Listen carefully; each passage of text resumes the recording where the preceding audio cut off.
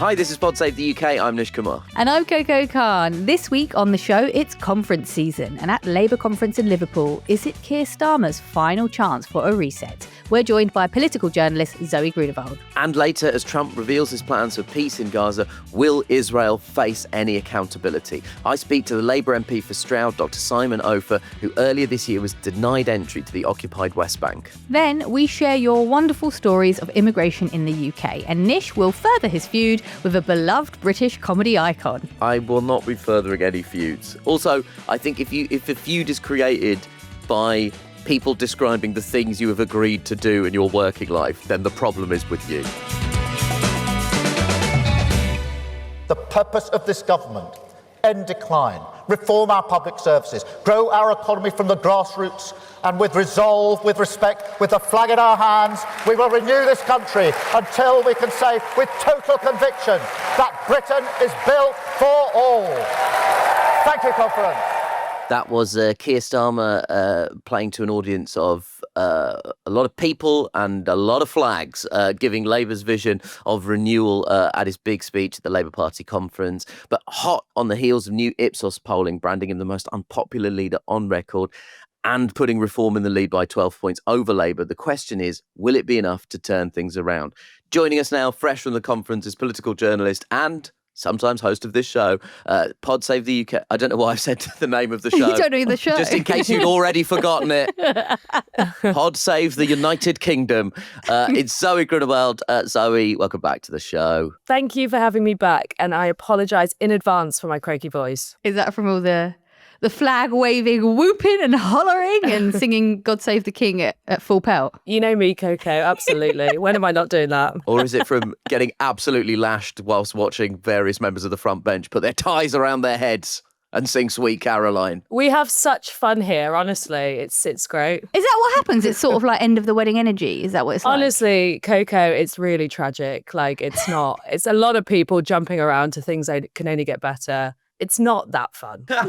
That's genuine. Like at the Labour conference this year, people jumping around to a song from 1997. They do it at every conference. Oh, right. They really do think they're things right. can only get better. Oh, I just thought they could pick a more up-to-date song. Anyway, this does lead me nicely to ask genuinely, what is the mood like there? It's always a funny question because there's like always several moods. You know, there's the general mood, which is what the country is feeling, and people take that in with them, which has obviously been pretty despondent. There was an extra, additional mood this year because obviously there was a challenge from Andy Burnham that was quite blatant, and I think actually did quite a good job at uniting members and cabinet ministers and things around this. Okay, we need to get our act together a bit, guys. You know, it's almost like a kind of a common thing to rally around. And then there is, and this is where I've been because I've been doing quite a lot of event chairing, the mood from business and industry and the unions about, you know, what this means for them. And I actually think that has been very interesting because there is a real fear of Labour not backing itself enough and therefore injecting a lot of uncertainty into business. And they're very, very worried about what a reform government would mean. I mean, I've done a lot of events on net zero, energy sustainability, and businesses are really worried about reform coming in, tearing up the rule book. And I thought that was quite interesting because reform will tell you businesses hate net zero. You know, they hate all these obligations. They hate this. No, a lot of them are in it now. So, yeah, several different moods. I would say all of them, though, are, this hasn't been a great year, has it, guys? We really need to pull our socks up. Well, in his big conference speech, Starmer did come out swinging at reform. It sounds like that would have been quite welcome. But here is the PM. If you want to stand against grievance and renew Britain, then this is your fight too. Because even in a world this dangerous, I do think the politics of grievance is the biggest threat we face. So that's Starmer drawing a pretty clear line between Labour and Reform, presenting it as a binary choice between the project of national renewal and the politics of grievance. What do you make of this strategy, Zoë? This was the speech Starmer should have given last year in many ways. I think I'm not saying this speech is going to particularly move the dial when it comes to Starmer's approval ratings. I think they'll probably stay pretty much where they are. What Starmer did this year, which he should have done much, much earlier, is setting up a pretty clear story of what this government wants the country to be, and this kind of case for what they would call progressive patriotism. I think that was almost the theme of the entire conference. It was that actually Labour wants a country that is fair, progressive, proud of itself, and gives people the things they deserve. And the enemy, which is Nigel Farage, wants to divide Britain and create this politics of grievance. And he said, Nigel Farage hates Britain. And I think that people have been begging Starmer to come up with a narrative which is almost us v them, a story of what we can be and how we build our identity in opposition to that. And I think that is what he did. And it's interesting. The Tories barely featured in Keir Starmer's speech. They were mentioned really kind of towards the end with a quip of, remember them? And whereas Rachel Reeves spoke a lot about the Tory legacy and trying to put that dividing line between Labour and the Tories, Keir Starmer's was much more about looking forward.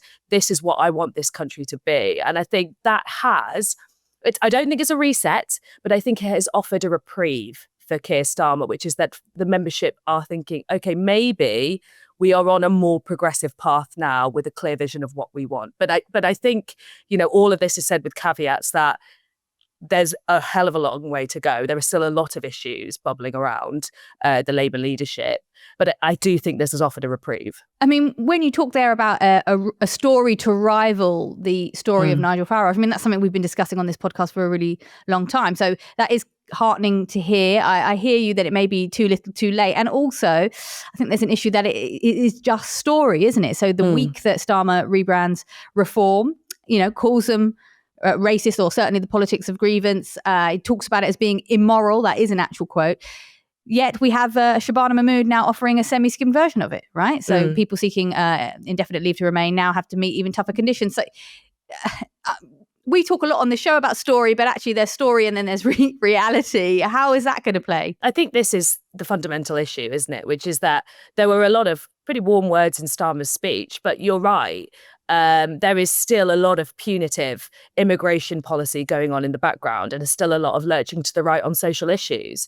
This Labour government believe they can draw a clear distinction between Nigel Farage's proposals on indefinite leave to remain and what they are proposing, which is based on contribution and wouldn't be retrospective in the way that reforms policies are. But it is still based on this idea of contribution. It undervalues things like unpaid care. It also kind of reinforces this hostile environment logic that people must prove their worth when they come over here or they're not valuable to us. And of course, I was in a panel discussion about violence against women and girls, and one of the panelists pointed out that when you talk about contribution and people having to give something back to their community, you are excluding vulnerable groups like people who are survivors of domestic violence or coercive control, who may not be able to work, volunteer, or integrate in any way. And then, of course, there's disabled migrants as well, or people with chronic illness. So all those issues that have been plaguing this Labour government about how they are excluding vulnerable groups, how they are not standing up for the very people they're meant to represent, that's still happening in the background. And I think it is going to be hard for them to really put themselves in opposition to Nigel Farage without some very clear, strong moral dividing lines, as you say, Coco, that are actionable and not just warm words. Meanwhile, of course, we've been hearing about your party. They're up and down the country holding events. Zack Polanski, our guest last week, was at Labour conference outside, causing trouble. I understand that Keir Starmer threw in some jabs at the left in his speech as well, throwing us all in the same pot of snake oil merchants, which includes Tommy Robinson. I mean, first of all, do you feel personally attacked, Zoe? Because I do. And second, what was the nature of these jibes at the left? Yeah, I definitely was a little bit like, this is play about us. When Starmer says it, I don't know, I just feel like it's so blatant what he's doing. It feels really, really kind of inauthentic and contrived. You cannot suggest that the people who are suggesting that we tax wealth in this country are the same as the people who are saying that if you are a person of colour, you are not English. It is a ridiculous comparison to make. And I think it just, I mean, maybe I shouldn't just scoff at it, but I do, because I think, come on, they're a bit different, aren't they? They're kind of different suggestions. Yeah. What it would be great, I think a lot of people would like to see, is this Labour government be a lot braver on tax. And okay, fair enough. I'm not a tax expert. I'm not very good at economics. I'm going to say that. I think there are lots of positive arguments for a wealth tax, but I can see why some people say it might not work. It might not generate enough revenue. So I would like to see an overhaul of the entire tax system, looking at things like capital gains tax as well. And that was very much the kind of nature of Keir Starmer's attack. It was that, the left don't understand economics. And I'm not doing much to assuage that, to be honest. So, maybe he has a point there. But I do want to talk to you about possibly the biggest omission from the conference speech, and certainly the biggest news I would expect from the whole world of the Labour Party in recent times. So on Tuesday afternoon, following from the speech, The Guardian published a story saying that the two-child benefit cap will finally be lifted, or certainly tapered. Why wasn't this in the speech, Zoe? Yeah, it's interesting because there was definitely a sort of sharp intake of breath when he started talking about Labour wanting to give children the best start in life, and he said something about child poverty as well, wanting to reduce child poverty. And I think there was a kind of moment where I was like, "Oh, are we going to get the announcement?" But obviously we didn't. But then you're right, The Guardian have reported that it will be lifted. I suspect this is because they haven't quite figured out how they're going to do it, whether they're going to taper the cap or whether they're going to lift it entirely. The details like how many children, what families, what the tapering formula could look like, probably are still unresolved. They must have a sense of how they're going to pay for it, which is interesting. It might be also that there is a lot of difficult things coming in the budget, so it's something to kind of offer to satiate people who are concerned about that, and therefore to leave it till November because it will have the greatest kind of political impact then. And I also think, this speech was probably the clearest narrative we've had yet from Starmer, as I was saying, in terms of a story. Maybe they just didn't want to kind of rival headlines going at the same time. Maybe Keir Starmer felt that the most important thing was to take that fight to Farage and to leave the two-child benefit cap announcement to November. Another one of the big announcements outside of the speech was the government's plan for an introduction for mandatory ID cards. They've called digital IDs an enormous opportunity to secure borders and make it harder to work illegally. At the time of recording, 2.6 million people have signed a petition opposing the scheme. Has this backfired, Zoe? I just think, again, the comms around this has been so bad. There is definitely a contingency of voters who would understand the prospect of ID cards if it was announced in a way that it's going to make your experience interacting with government services a lot easier. It's going to join up your data. It's going to be used a lot better.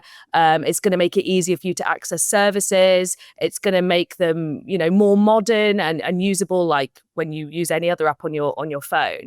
But the way this was announced as just it's going to make actually it harder for a certain group of people to interact with services. Also, at a time when the right are making hay out of this idea that Keir Starmer is an authoritarian, clamping down on free speech, clamping down on your freedoms. It was kind of the worst time to introduce this policy and to sell it to people. It did nothing to convince the progressive left because it was all framed in kind of anti-migrant rhetoric. And it did nothing to convince the critics on the right who are deeply concerned about their freedoms and privacy and security and all those kind of things. So I don't think it's been a hit. I've spoken to a number of MPs who are frustrated that they are being expected to go out and sell this without having any clear benefits to offer to citizens. So I suppose the big question is, in terms of Keir Starmer, what have we got here? His work at the conference, have we a stay of execution? How has he moved the dial in terms of the public? I don't know if he's moved the dial. It'll be really interesting to see what polling says next week. And I have to say, I'm getting sick of all the polls. But I think this is an interesting time, actually, because there was a reset. There was almost a leadership challenge. There was a really controversial policy announcement in terms of ID cards. And there was some quite expressive language towards Nigel Farage. So it'd be interesting to see if that has moved the dial. Also, Nigel Farage's response has been a little bit crybaby, snowflakey, so it'd be easy to see how that goes down with his own voter base. I suspect the polling won't move. If it does, it will return unless Labour actually change course. I think the next big test will be the budget. The two-child benefit cap, it'll be really interesting to see what happens with that. I think a lot of people are hoping Labour makes some movement on that. It felt, if I'm being really optimistic, like maybe Labour has learned that shifting to the right isn't working for them, and maybe they are ready to try a new tack. But the same advisors remain around Keir Starmer. He remains the same Prime Minister. So I would say, don't hold your breath on that. wait and see. Zoe, thank you so much for joining us on PodSafe the UK. Thank you. Now, after the break, I'll be speaking to Labour MP Dr. Simon Opher, who was recently denied entry to the West Bank. PodSafe the UK is brought to you by Shopify. Picture this. It's midnight and you're lying in bed. You're scrolling through this new website you found, hitting the add to cart button on an item that you've been looking for. After 15 minutes, you decide, well, I've spent enough money. It's time for me to check out. Then you remember that your wallet or your card is in your living room and you don't want to get out of bed to go get it. Just as you're getting ready to abandon your cart, that's when you see it. The purple shop button. The shop button that has all of your payment and shipping information saved, saving you time to stay warm and stay in bed. That purple button belongs to Shopify, and there's a reason so many businesses sell with it, because Shopify makes everything easier, from checkout to creating your own storefront. Shopify is the commerce platform behind 10% of all e-commerce in the US, from household names like Mattel and Gymshark to brands just getting started. Shopify gives you a leg up from day dot with hundreds of beautiful, ready-to-go templates to express your brand style, and forget about the code. Tackle those important tasks in one place, from inventory to payments to analytics and more. Spread your brand's word with built-in marketing and email tools to find and keep new customers. And did we mention that iconic purple shop pay button that's used by millions of businesses around the world? It's why Shopify has the best converting checkout on the planet. Your customers already love it. If you want to see less carts being abandoned, it's time for you to head over to Shopify. Sign up for your $1 per month trial and start selling today at shopify.co.uk/podsavethuk. Go to shopify.co.uk/podsavethuk. Shopify.co.uk/podsavethuk.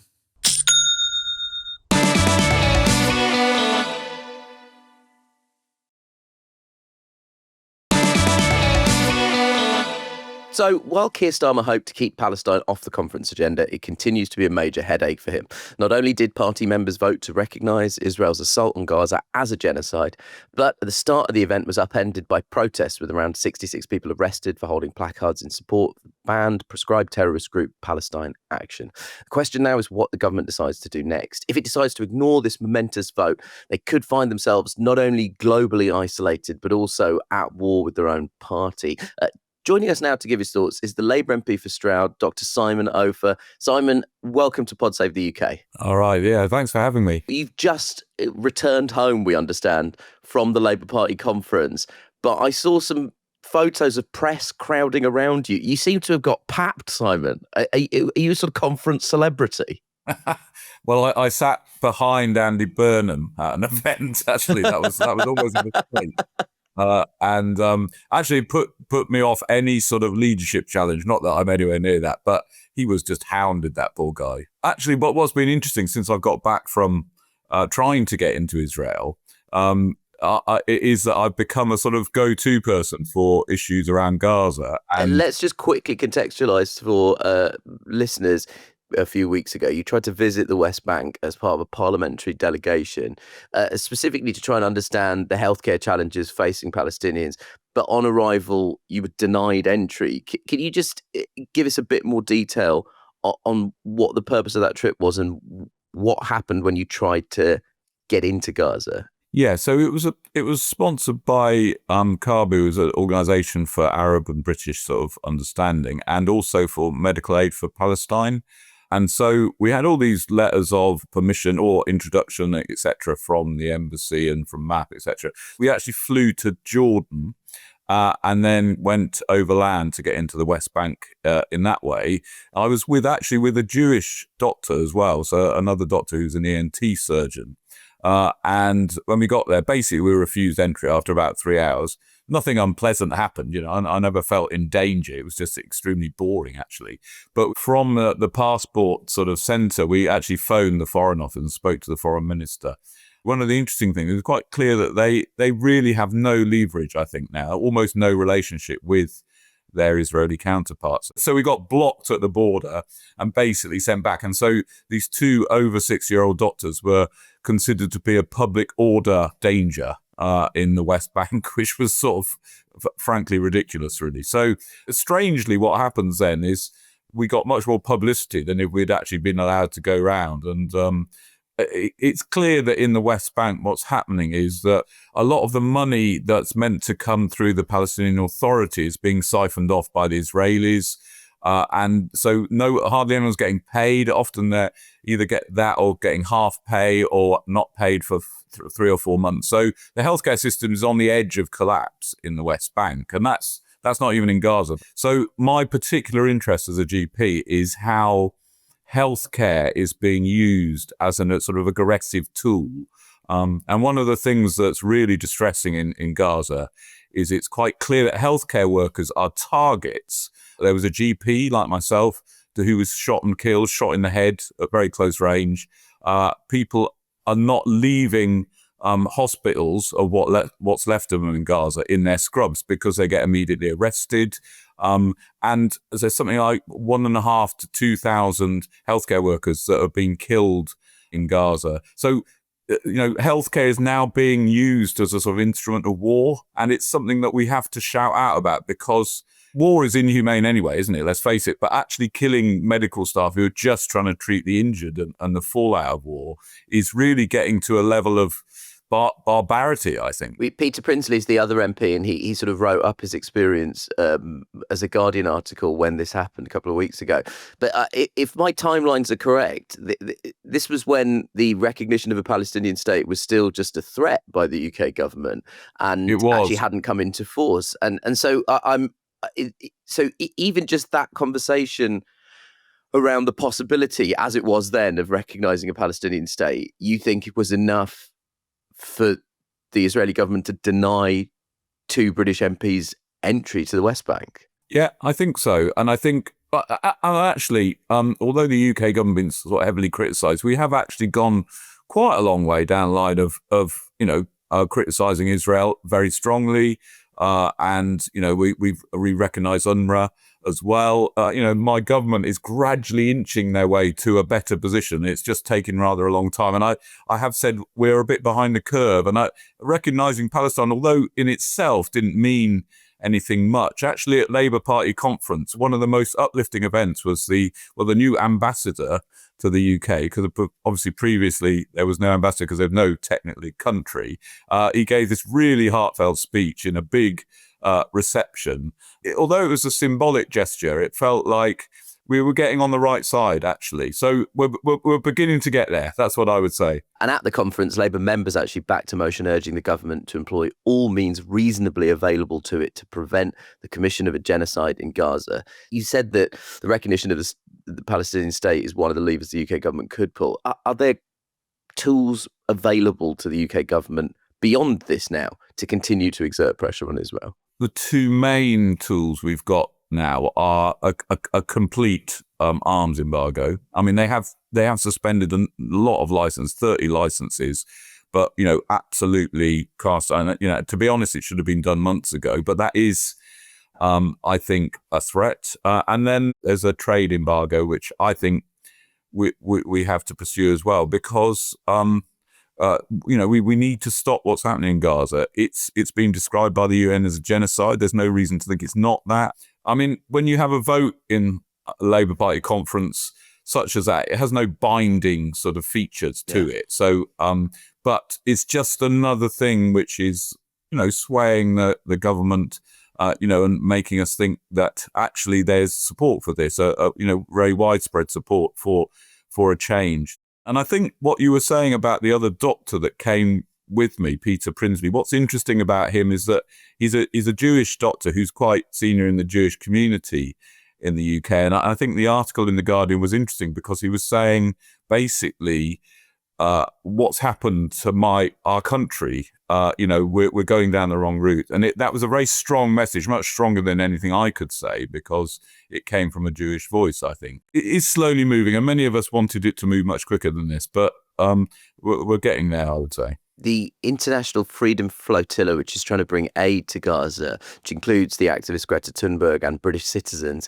is soon to enter waters off the Gaza coastline. Now, at the time of recording on Wednesday morning, the 1st of October, they're on high alert for interception. More than 80 MPs have written a letter urging the government to ensure the safety of British citizens on board. Spain and Italy have deployed warships after drones attacked the flotilla, but they've said that they will not engage militarily.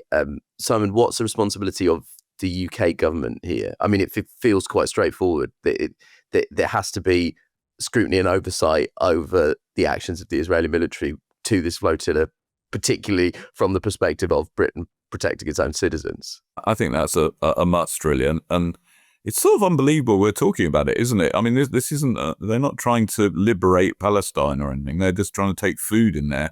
I mean, that's why my postbag is so full of stuff about Gaza, because it's clearly inhumane. And my government has to be on the side of getting food in. And they are very forceful in their language about, ending the famine, etc. So I think they need to speak up about this boat and just say, any sort of interception of it is just absolutely wrong, and we must call it out as such. Turning to domestic matters, at the conference, Keir Starmer unveiled the online hospital plan to help cut waiting lists in England, and that's going to be rolled out from 2027. It's an ambitious scheme, and it involves a massive expansion of the NHS app. So, Simon, we're obviously, you're in a unique position to comment on this as a member of Parliament who is also a GP. Is this a good thing? Is this a positive step? Yeah, no, I think it is. I think the sort of delivery models more, they want it to be really slick in terms of healthcare, like Amazon, and so people can access it quickly as part of their lives. And I'm quite in support of doing that. And I think we also, as an NHS, need to make sure that people can contact health professionals in a digital way. For example, I would say maybe about sort of 10 to 20% of people that come in probably could have just emailed me actually and just said, I haven't got my appointment yet. I'm feeling a bit worse. Can you do something about it? And so I could then action it without them having to come in and about me giving an appointment. So I think there's a lot of scope in that sort of communication. So yeah, no, I'm quite excited about that. I mean, I think something like 38 million of us have got the NHS app as it stands. And I think we're just going to add more function to that. So yeah, I think that's exciting. It's exciting. I thought actually Keir was on a slightly more robust sort of footing compared to other speeches. And I think there was a feeling that was quite a positive speech, actually. What was it specifically about this speech? I guess there's somebody in the room that you felt made it more robust. I mean, one of the things that some of us in the party were, when they came into power, it was all like, oh God, this is awful. And the NHS is broken. And, and actually, I don't think the NHS was broken. I think 85% of it was working great. And I don't know if you've had many interactions with hospital, but I've had one or two in last year with relatives, etc. I mean, it's pretty damn good. And our staff are brilliant. And actually still, it's absolutely brilliant service. It's just fraying at the edges from a long period of under-resourcing, I think, and sort of a sort of lack of care of it, really. So what I really liked about Keir is that he was a bit more sort of hopeful, I suppose, and saying, just speaking the country up. And I think you can actually you can talk it down very easily, those sort of things. And I think he was going, right, this is what we need to do. And it was a quite enlivening conference, because it wasn't just about the big announcements. This was about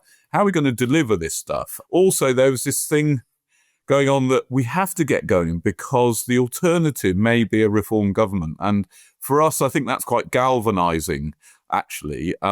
And to me, that doesn't mean we need to go reform light. And in fact, my feeling is we need to make sure we don't lose a lot of people on our left flank, so to speak. And there's a slightly more openness about stuff, which I think is quite good. I'm not a critic of the government, but I say what I think. It's very difficult when you've been a GP for 30 years not to say exactly what you think. But and I think that there's an understanding that that's sort of more tolerated now.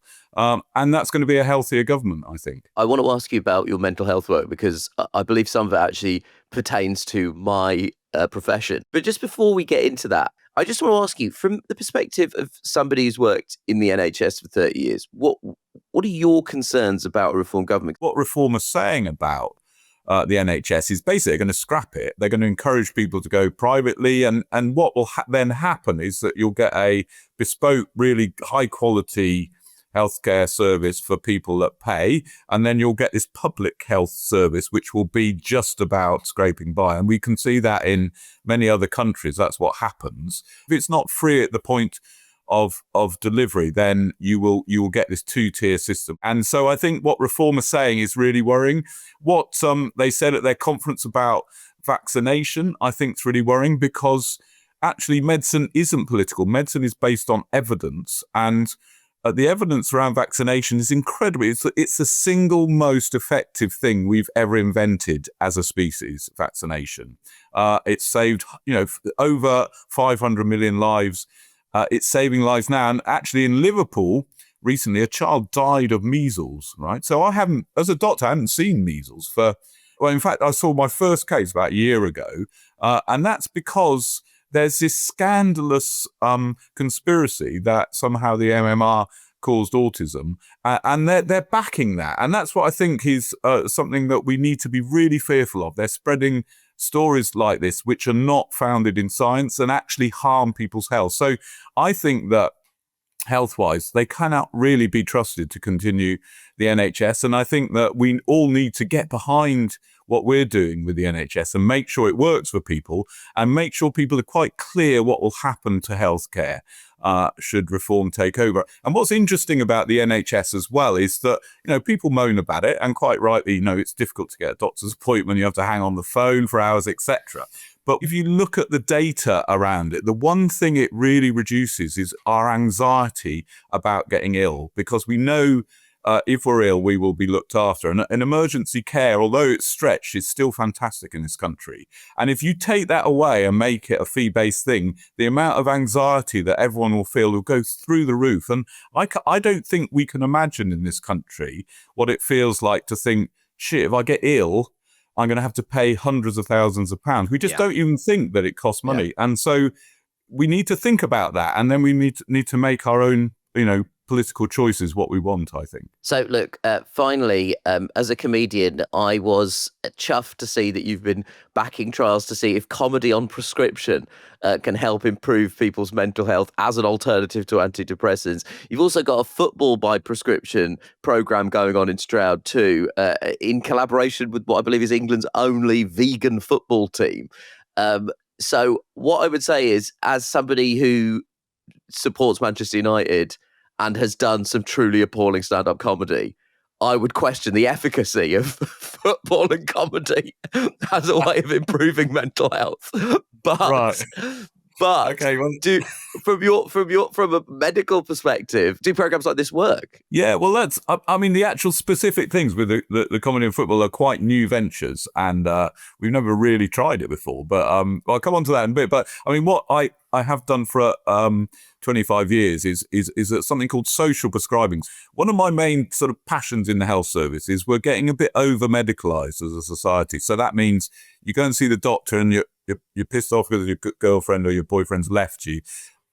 And that becomes medicalised. So they say, oh, you're depressed. And then you get prescribed medication. And, actually the rates of antidepressant medication are really disturbing. Like 8.7 million people in England alone are on antidepressants. That's 1 in 5 of us. And, sometimes antidepressants are absolutely brilliant and they're really good drugs. And I don't, that's really important, that some people get very severe depression. But, life is a series of ups and downs, isn't it? And if we medicalise the downs into depression, we're going to be over-treating. So one of the responses medically for me is to go and try something different. Go and try doing some art, exercise. Access to nature is really important, and dancing and music is really effective. And in fact, we're beginning to get proper evidence that it really does improve mental. But we all know that if you go out dancing, you feel great the next day, don't you? It's exercise and it's fun in that way. So that side of things, the social prescription is becoming much more major in healthcare, and I'm really pleased about that. And then coming on to the comedy bit, the comedy is really interesting, I think, because what you do, you comedians, is you look at life and then you take a massive twist on it and look at it in a slightly weird and funny way. And actually, that's exactly what you do in psychology. You do a sort of reframing of what's going on. So that's why I think it's got in itself has got sort of slightly more profound, ways of making people aware. The other thing, of course, it's just good to laugh in that way. And apparently the evidence is, but if you laugh, you release endorphins from your intercostal muscles as well. So that's why when you've had a good laugh, you sort of feel a little bit high in some ways. And that's really good for you. And laughing together has got quite a bit of evidence now it makes people feel better. And then on the football side, so Forest Green Rovers is our club in my constituency.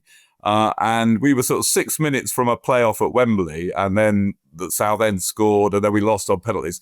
And I thought, how is that good for your mental health? But actually, and you know that in Man United as well, I'm sure. But actually, we were sad together as a group of supporters. When you suffer, you don't suffer on your own in football. And then when it's good, it's good. And the other thing in football, I think, is so what we're doing is prescribing actual match day tickets to people, and they go along. And I don't know about you, but you can absolutely roar your head off at football, and I don't think you can do that at any other place in the UK. Certainly not in public, anyway. So, and that's good for you as well, I think. Well, next time I do a gig and the audience doesn't laugh, I'll say, "It's your own mental health you're spoiling with that." So think it through. Good. Think it through. Don't quote me, Nish. Simon, thank you so much for joining us on Pod Save the UK. Thank you very much. Now, if you want to hear the latest on Trump's peace plan for Gaza and the bizarre news that Tony Blair is going to oversee the transition as part of his board of peace, whatever that means, I have no idea why anyone has decided that Tony Blair is the person to sort of resolve peace in the Middle East. We may as well put Jack the Ripper in charge of women's healthcare. Like, I have no idea why this is something that's happened. But please, for more news about that, head over and listen to Ben and Tommy on Pod Save the World. And after the break, Coco and I discuss the not particularly funny story about Saudi Arabia's comedy festival. A string of words I can't believe is falling out of my own mouth. And as an antidote to all of these terrible stories we've been hearing about immigration plans and immigration policy, we hear some of your stories about migration.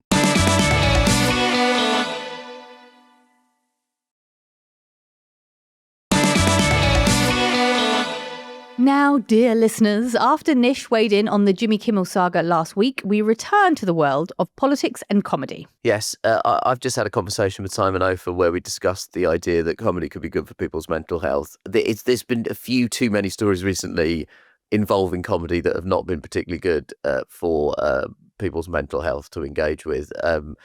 I guess we're going to talk about the Riyadh Comedy Festival. Like you put it earlier, not a phrase we thought we'd be saying, but here we go. So the Riyadh Comedy Festival, it kicks off this week. It's a Saudi Arabian state-organised and state-funded event that's part of the country's ongoing Saudi Vision 2030. So that's a campaign to rebrand the country as an international entertainment destination. Sorry, I'm trying really hard to say this straight-faced, but like you, I had this feeling of, the fuck is this? What is the entertainment? Human rights violations. What is this? According to Human Rights Watch, this endeavour of theirs is, and I quote here, deflect attention from its brutal repression of free speech and other pervasive human rights violations. So again, not a lot of laughs to be found here. So the star-studded list of comedians who will take part in the whitewashing event includes British comedians Jack Whitehall, Omar Jalili and Jimmy Carr. Sadly, our own Nish Kumar was not invited. Are you feeling snubbed, Nish? Yeah, I don't know what I've done to not get an invite to the Saudi Arabian Comedy Festival. I'm not sure what it is about me that they felt was not a good idea. I will say, from what I've read, when people of my ethnicity go to Saudi Arabia, they end up having their passports taken away from them. As a man of South Asian extraction, it doesn't seem to be a particularly safe part of the world for me to be operating in. Listen, I think it's particularly egregious that this festival takes place on dates that coincide with the 7th anniversary of the Saudi state-sponsored murder of Washington Post journalist Jamal Khashoggi.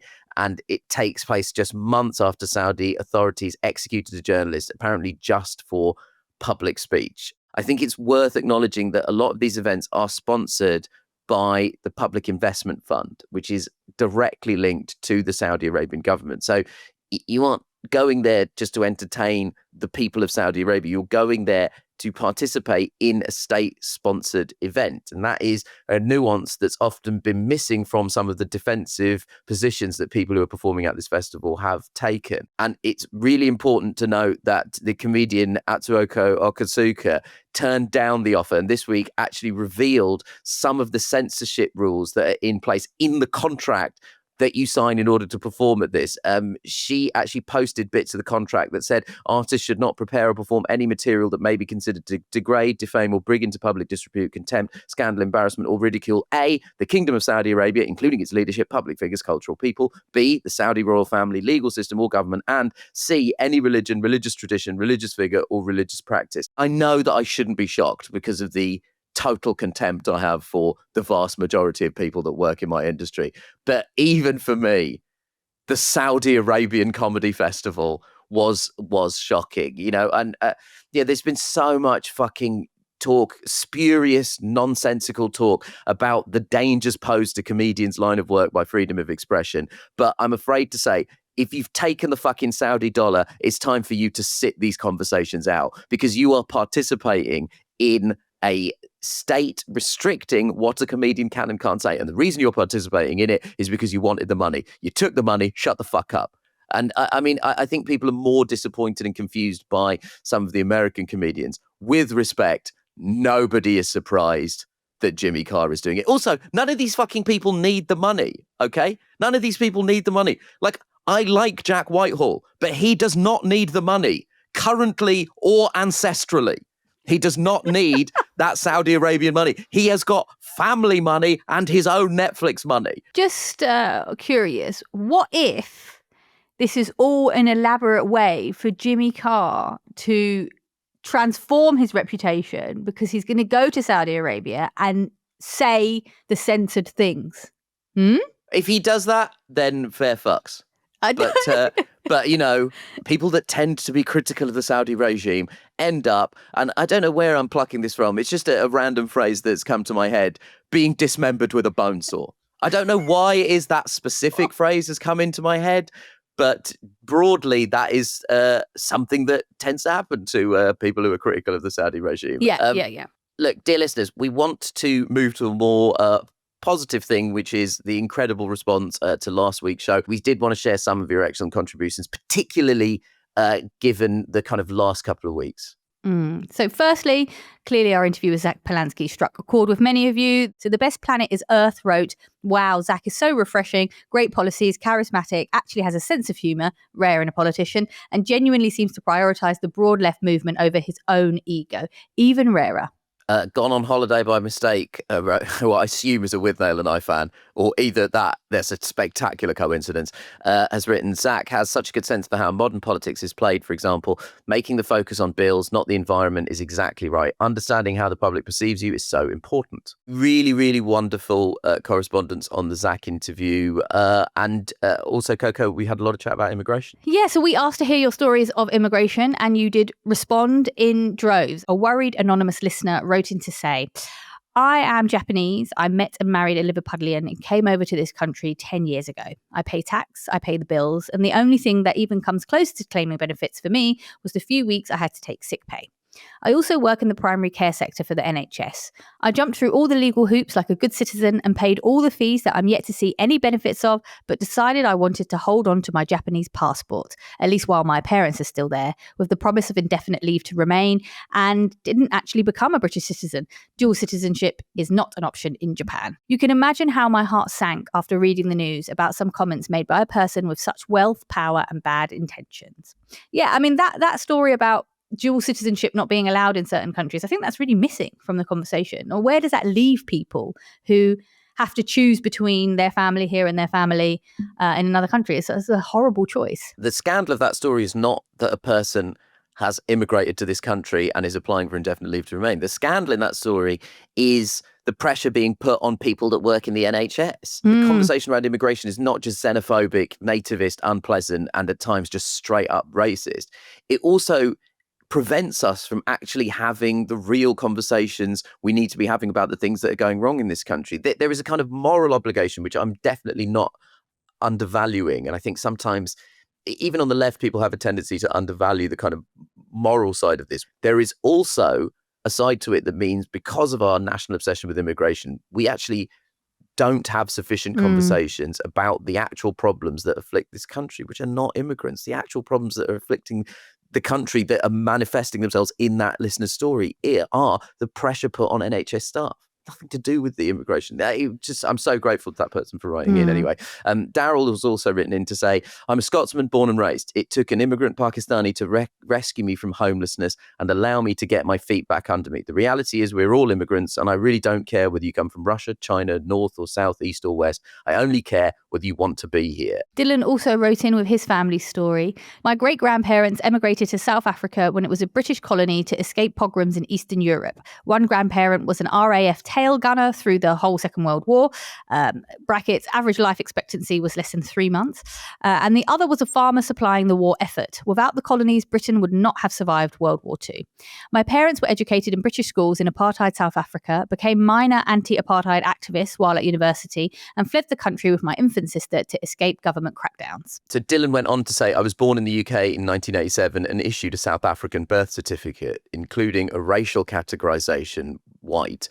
I was not officially British until a few years later when my parents were allowed to naturalise. Since then, they worked a combined 75 years in full-time frontline roles for the NHS and raised 3 painfully English children to adulthood. While I'm proud of my family story, it's not unusual or even particularly noble. Most of my migrant friends have similar backgrounds. I mean, again, as with all of these tales, there's so much to take from it. But I think that assertion about the colonies and World War II is always welcome, particularly when certain parts of right-wing politics like to draw upon this part of the history and willfully ignore certain communities who contributed to that war effort.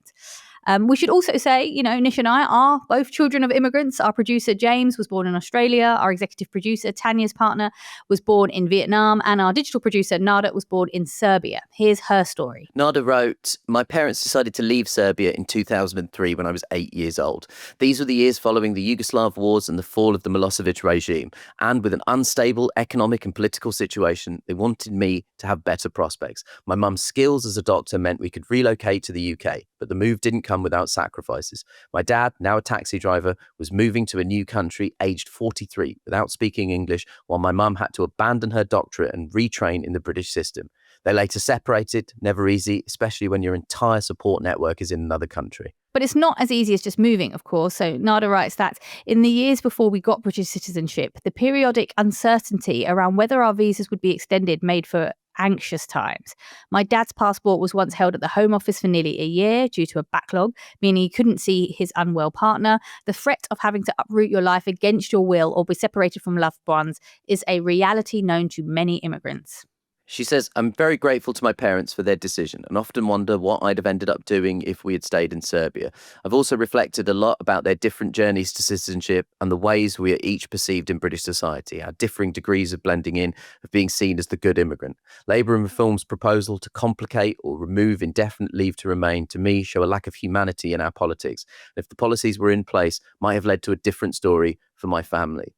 If we're talking about this, Coco and I actually met initially because we were both contributors to an anthology called The Good Immigrant, which was released in 2016, that is again a string of first-person stories written by first and second generation, and I think in some cases third generation immigrant authors. Well, no, exactly. And it's strange because one of the listeners said, I'm a good immigrant. And it sort of gave me shivers a little bit because, of course, we met on a book called The Good Immigrant. It's so strange because it's coming up to 10 years since that book was released, which makes me feel fucking ancient. But anyway, put that aside. 10 years, has the conversation got better? No. Are we still talking about good migrants versus bad migrants? Yes. We have to stop a conversation that others immigrants and immigrant communities, because we are you and you are us. We come from your, we live in your communities. We work in your schools, we work in your hospitals, we drive your buses, we're your doctors, we're your nurses, we're your lawyers, we're your accountants. We are all part of the same community, and the efforts to kind of splinter that community and splinter that cohesion will end up serving nobody. And look, we just wanted to shout out Ice and Fire Theatre's podcast, I Am an Immigrant, which aims to bridge the gap between how the UK public perceive immigrants and how immigrants perceive themselves. Check it out. It features interviews with a mix of regular and famous people, including Siobhan McSweeney of Derry Girls fame and the actor Babu Cisse, who stars in Alien Earth, which incidentally is also a story of interplanetary immigration. Maybe not quite so positive, though. You can find a link to I Am an Immigrant in our show notes. Finally, Nish, we actually have a note for you. It's from one of our listeners. It's a bit more of a reality check, I'd say. So Alison, a listener in her 40s, says, I well remember that thing around your 40th birthday when you mope for a bit about being past it. But then you just get on with life, embrace hobbies like gardening, and realise in a few years you'll be 70, looking back on your 40s with nostalgia for how spry and full of life you were. So there you go, Nish. You had your 40th birthday recently. Time to take up gardening. I really appreciate that message from Alison. I think whenever you enter a new decade in your life and you feel a little bit sort of weighed down by the transition process, thing of taking up a hobby is a great idea. I think gardening is not the one for me. I have so many hobbies. Can I understand from this that you're not going to have a midlife crisis then? Because I've been kind of waiting on that for some time, and I'm looking forward to eagerly watching it with popcorn to see what this midlife crisis will be. You're going to start wearing shoes. You could do a new diet. You could take weird drugs. You could move to a commune. You could... What else do they do in midlife crises? None of this sounds good, man. It all sounds kind of shitty. You could become right wing. Oh my God, no one would expect it. I mean, that would be the pivot. That would be the pivot. Put it this way, I don't see myself turning right wing, banking a cool couple of mil and heading off to Riyadh to do the Saudi Arabian Comedy Festival. That's it. Thanks for listening to Pod Save the UK. Don't forget to follow at Pod Save the UK on Instagram, TikTok and Twitter, and Blue Sky. Pod Save the UK is a reduced listening production for Crooked Media. Thanks to senior producer James Tyndale and producer May Robson. Our theme music is by Vasilis Fotopoulos. The executive producers are Tanya Hines and Katie Long, with additional support from Ari Schwartz. And remember to hit subscribe for new shows on Thursdays on Amazon, Spotify, Apple, or wherever you get your podcasts.